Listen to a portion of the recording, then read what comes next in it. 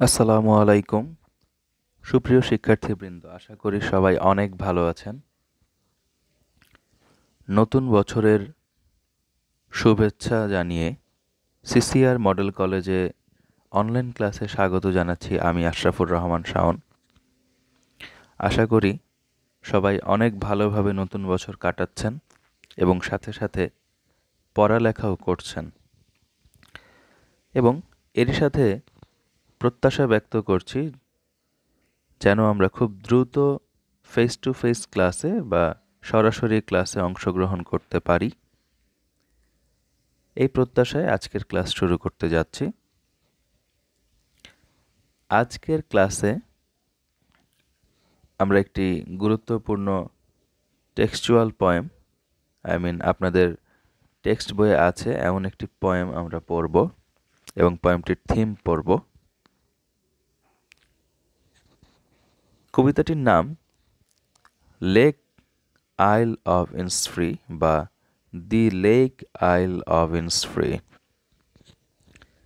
কবিতাটি লিখেছেন William Butler Yeats, যাকে সংক্ষেপে ডব্লিউ.বি. ইয়েটস বলে ডাকা হয় এবং এই নামেই তিনি সর্বাধিক পরিচিত।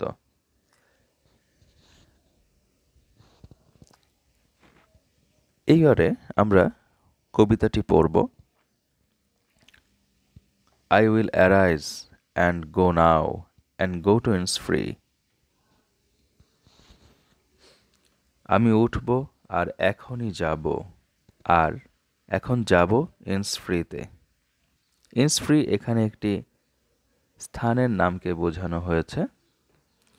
কবি সেখানে যেতে চান, কেন যেতে চান, গিয়ে কি করতে চান, সেটি আমরা পরবর্তী পর্যায়ে পড়ব। তবে আমরা জেনে রাখলাম ইন্সফ্রি এখানে একটি জায়গার নাম, যেটি গ্রামে অবস্থিত। And a small cabin built there of clay and wattles made. আর সেখানে একটি ছোট্ট ঘর বানাবো মাটি আর বেত দিয়ে।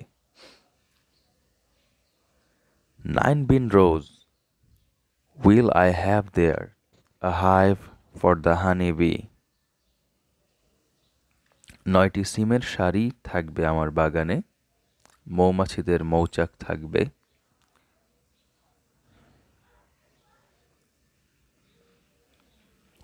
And live alone in the bee loud glade.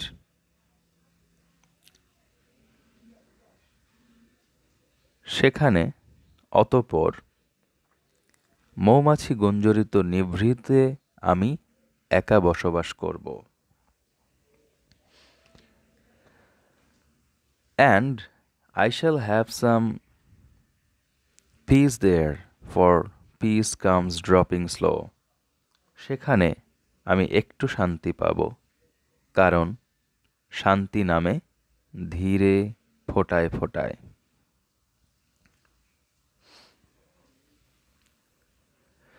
Dropping from the veils of the morning to where the cricket sings. ভোরের পর্দা হতে ঝিঝির ডাকের ফোঁটায় ঝরে।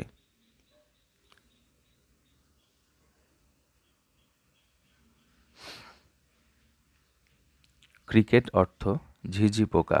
আমরা অনেকেই এই ব্যাপারটা জানি না। ক্রিকেট অর্থ আমরা মনে করি শুধু ক্রিকেট খেলা, কিন্তু ক্রিকেট অর্থ ঝিঝি পোকাও হয়।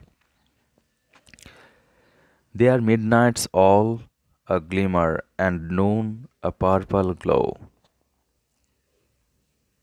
সেখানে মধ্যরাতে নিভু নিভু জলে আর দুপুর হলে রক্তিম আভা তৈরি হয়। And evening full of the linnet's wings. এবং পাখির ডানায় পরিপূর্ণ হয় সন্ধ্যা। লিনেট বলতে এখানে এক ধরনের পাখিকে বোঝানো হয়েছে।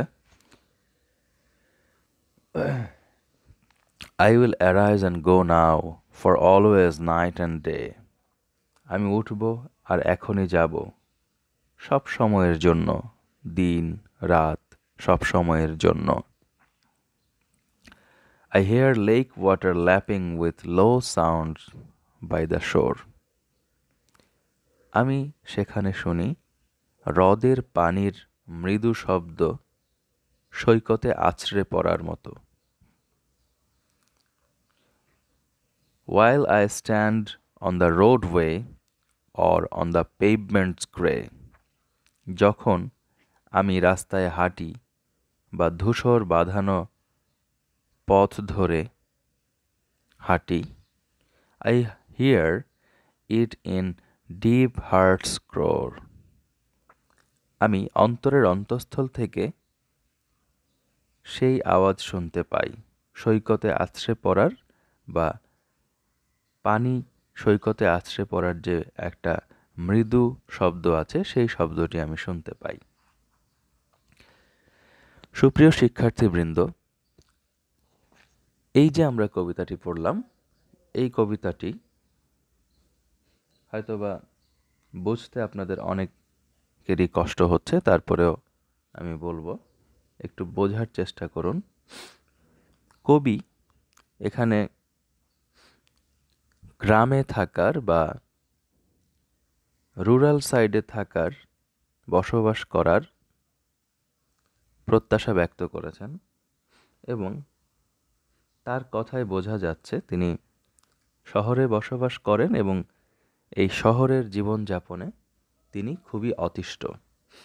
এমনকি তিনি যখন শহরের রাস্তা ধরে হাঁটেন অথবা কখনো রাস্তার ধারে চুপচাপ দাঁড়ান, তখন তার মনের মধ্য থেকেই সেই গ্রামের একটা আবহ অথবা গ্রামের একটা অনুভূতি তৈরি হয় চোখ বন্ধ করলে।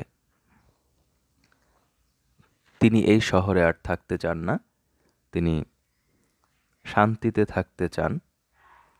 আমরা গত ক্লাসে কবিতাটি পড়েছিলাম, under the green wood tree. যারা ভিডিওটি দেখেছেন তারা জানেন উইলিয়াম শেক্সপিয়ারের। সেই কবিতাতেও উইলিয়াম শেক্সপিয়ার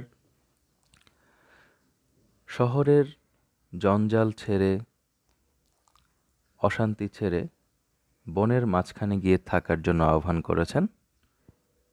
এই কবিতাতেও কবি ঠিক একই রকম আশা ব্যক্ত করেছেন তার নিজের ভাষায়, একটু ভিন্ন মাত্রায়।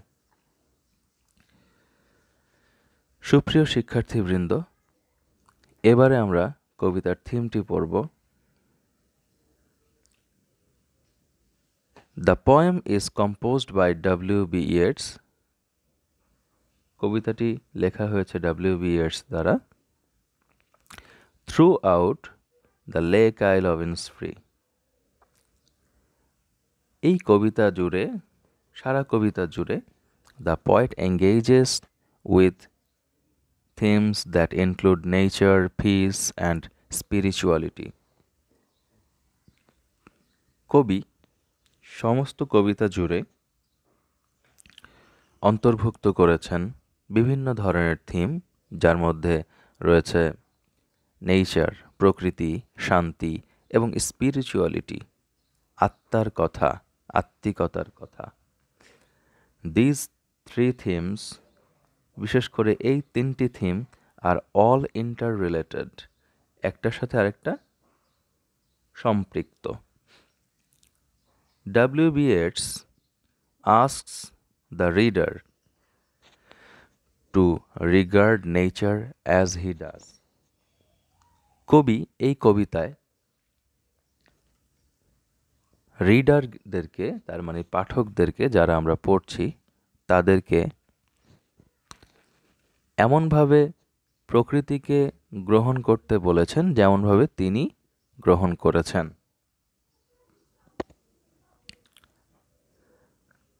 Valuable in and of itself. কবি আমাদেরকে বলেছেন যেন এই নেচারকে আমরা বিবেচনা করি সবচেয়ে মূল্যবান হিসেবে। উইদাউট হিউম্যান ইন্টারভেনশন, যেখানে কোনো ধরনের মানুষের কোনো হস্তক্ষেপ নেই। ইন্টারভেনশন মানে হস্তক্ষেপ। It is a place to find peace and connect with the world on a deeper spiritual level because it is so far from that which he commonly experience in day-to-day life. এটা এমন একটা জায়গা, it is a place to find peace, যেখানে শান্তি পাওয়া যায়, শান্তি খুঁজে পাওয়া যায়, and connect with the world on a deeper, এবং পৃথিবীর সাথে নিজেকে সম্পৃক্ত করা যায় গভীরভাবে, আত্মিকভাবে।